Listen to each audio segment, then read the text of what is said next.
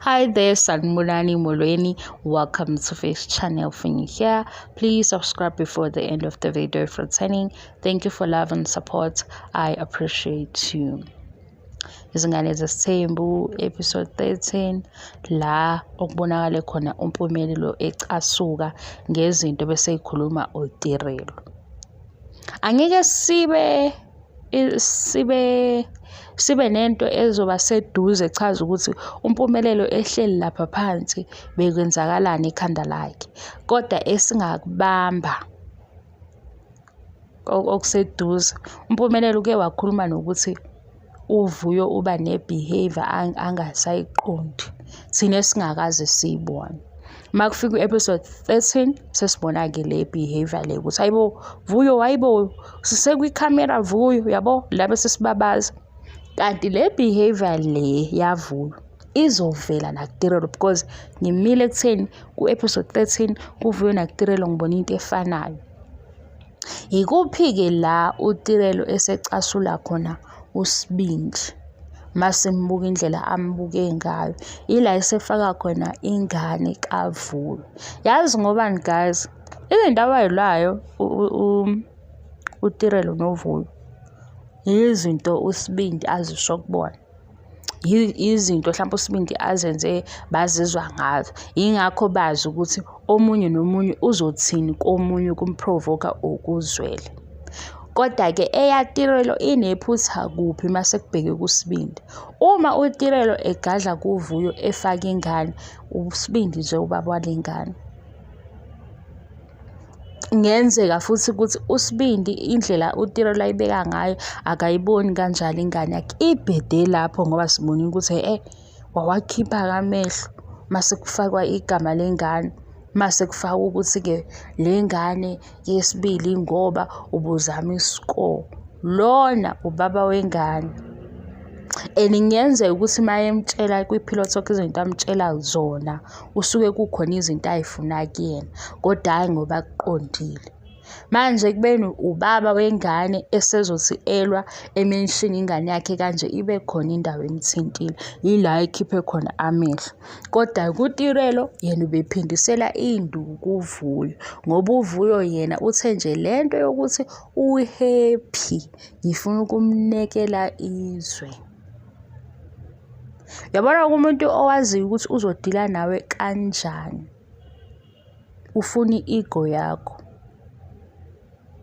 Yabo umuntu ozokuravisa la azi khona ukuthi le reaction uzoyithola ilento eyenziwe uVuyo ngoTirelo, because manje sekuswele umbuzo ukuthi wena ubuye e-university sogijinyiswa ngapha yonke leyo nto othi uyayenza, uprove ipoint kubani?